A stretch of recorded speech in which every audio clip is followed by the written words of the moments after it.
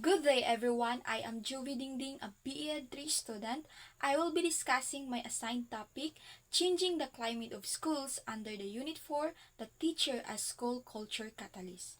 So, changing the climate of school refers to creating a positive and supportive learning environment that fosters academic success, social emotional well-being, and a sense of belonging for all students. So here are the tips of changing the climate of a school.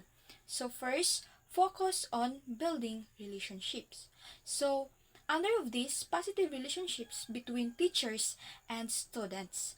So teachers who take the time to get to know their students and build rapport with them are more likely to create a positive classroom climate. And so positive relationships between teachers and students are crucial for a successful learning environment.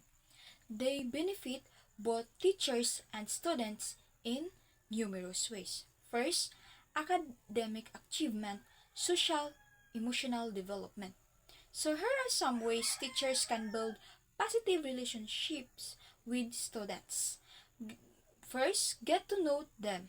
Show genuine interest in their lives and individuality.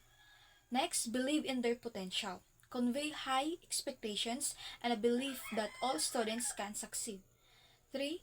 Create a welcoming environment. Use humor, greetings, and open communication to foster trust. 2. Establish clear expectations. So under of this, classroom rules and procedures. So having a clear classroom rules and procedures helps students understand what is expected of them and creates a sense of order in the classroom. These rules and procedures should be developed with input from students and should be consistently enforced. So next would be consequences and rewards.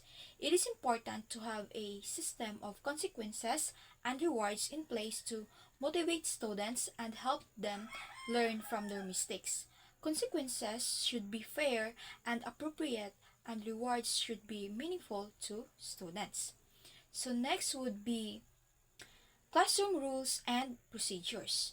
So classroom rules and procedures, having clear classroom rules and procedures helps students understand what is expected of them and creates a sense of order in the classroom.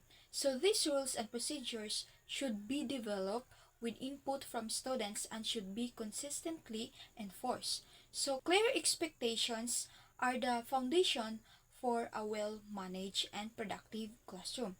They provide a framework for student behavior, learning activities, and overall classroom culture. So here's a breakdown of the two key components that I mentioned earlier. So first, classroom rules and procedures. Think of them as guidelines. These are the building blocks that create a positive and productive learning environment. Fewer the better, so limit the number of rules to 3 to 5 core principles that are easy for students to remember and follow. Student involvement. Get student input during the creation process. This fosters a sense of ownership and increases buy-in. Number 2, consequences and rewards. So motivation through a balanced system, consequences provide a logical outcome for rule violations, while rewards reinforce positive behaviors. So next would be fairness matters. Consequences should be fair, appropriate for the age group, and relate to the behavior. For example, a consequences for talking out turn might be a timeout. Learning from mistakes, use the consequences as an opportunity to teach students about responsible behavior and how to make better choices. Positive reinforcement rewards should be meaningful. By establishing a clear expectations and implementing a fair system of consequences and rewards, you create a classroom environment where students to feel safe, supported, and empowered to learn and grow. Next would be create a safe and inclusive environment. So diversity and inclusion.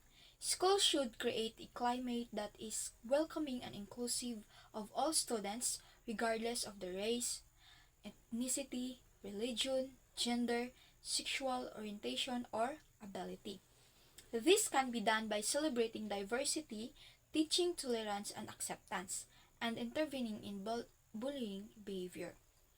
4. Promote student involvement. Student leadership opportunities. So, under the student leadership opportunities, school can promote student involvement by providing opportunities for students to take on leadership roles.